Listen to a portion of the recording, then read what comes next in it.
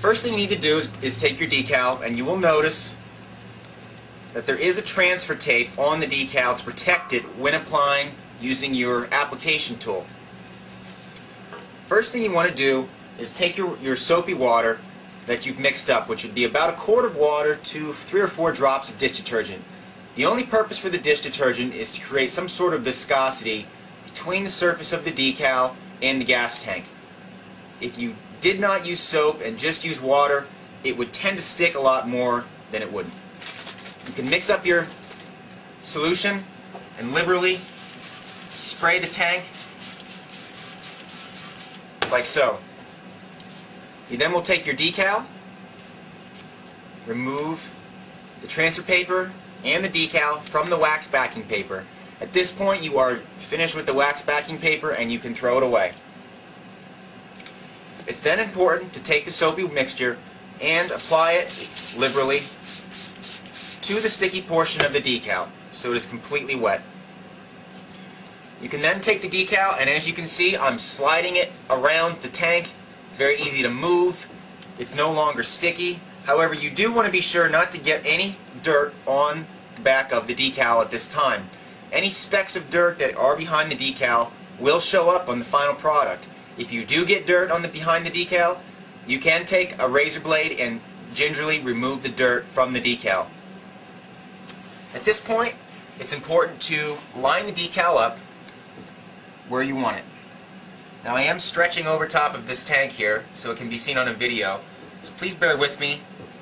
It may not be completely straight because I can't see it very well, but the point will still be the same. At this point, you can see we can pick out a baseline here and say, okay, the decal is in fact lined up parallel to a body line, or the way you want it, the way OEM was. At this point, you can see how wrinkles are starting to form on the dry side of the transfer tape. There's a wrinkle here, there's a wrinkle here, and if we try to push this down, look where the wrinkles are forming. Here, here, if we go like this, here. This is the step where people start to get a little nervous about decal application. The important thing to note here is the addition of water to this transfer tape will make it extremely flexible and will aid in getting this decal on correctly. At this point, we're going to now spray the front of the decal with the soapy water mixture. Use your hand to work the water into this absorbing material, like so. Again, we've already aligned our decal. We have water underneath the tank, underneath the decal on the tank, over top the decal on the tank, and we're ready to start applying. I do not recommend starting on an edge and working your way around. I recommend starting at the center and working your way out. This will create a nice centralized pivot point in the decal so that it does not shift on you on this layer of water underneath. Again, work from the center, apply moderate pressure, and push down. This decal is now permanently adhered to the gas tank where I have removed that layer of water. Do the same thing in an upward motion, overlapping where you've started. Notice the water coming out. Notice the decal starting to bunch up down here at this point. Here's where the addition of heat comes in handy. It's important to keep in mind, do not let this decal dry out on the top. When it starts to dry, as I stated before, this transfer tape will start to bunch up and will not conform to curves as well. So we will take our heat and we will apply it to this general area, and you'll notice it starts to evaporate the water very quickly and that the transfer tape will start to turn a white color. Immediately water it down again and feel it. Is it warm? That's what you want to do. You want to keep it about 100 degrees, maybe 90 degrees in temperature. This will aid in allowing the vinyl to conform to the corners and lay flat. Again, we've reached a temperature of about 80 or 90 degrees on the gas tank and the decal. We've kept it damp. It's now warm. We can finish off this back side of the decal.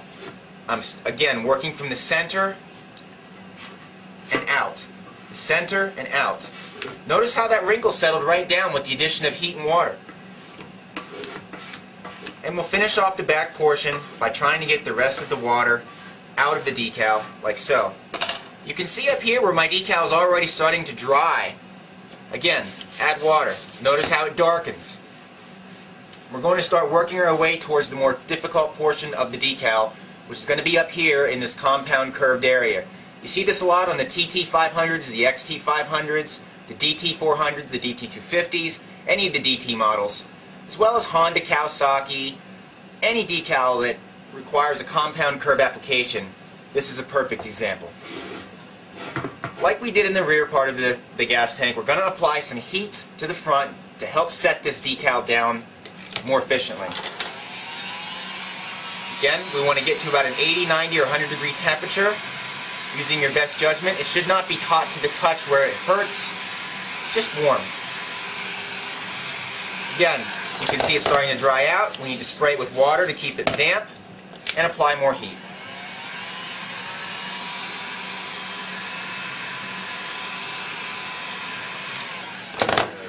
You can see where I stopped in the decal. I went from here down to here and back, where the decal is now complete.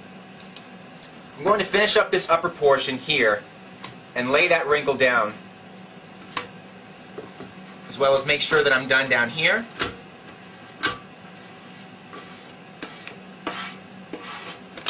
Here's our trouble spot.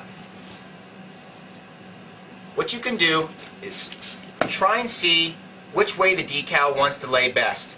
You can see that the curve from the decal here continues this way, but in this area in between my thumb and my index finger, here and here, is where the tank starts to curve the other direction. That's going to be our trouble area, and I will admit it does take some time to get it to lay flat. Again, keep it damp. What I'm going to do is I'm going to get one portion of this down permanently, and then I'm going to try and work with these two corners here.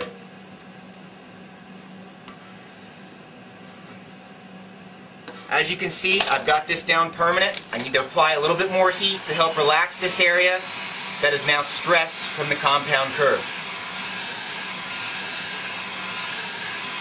Again, it's starting to dry. I'm going to apply some more water and apply some more heat.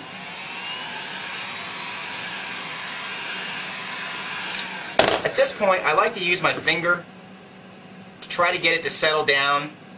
And you'll notice the wrinkles are getting smaller and more spread out. See how they're working around the tank? Again, look at how this wrinkle comes back down all the way into here. If you start here and push up, you will crease the vinyl. Once you crease the vinyl, it is virtually impossible to get the crease out. That's what you don't want to do. You do not want to crease the vinyl. So I'm going to feel around. Here's where the seam, or the ridge in the vinyl starts. I'm going to work it up and over. Again, I need more heat.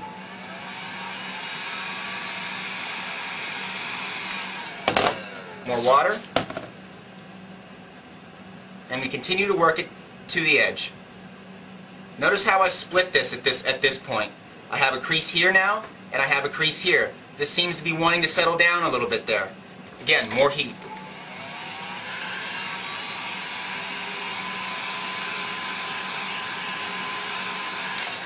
A little bit more water, and we'll continue to work the seam to the corner of the gas tank like so.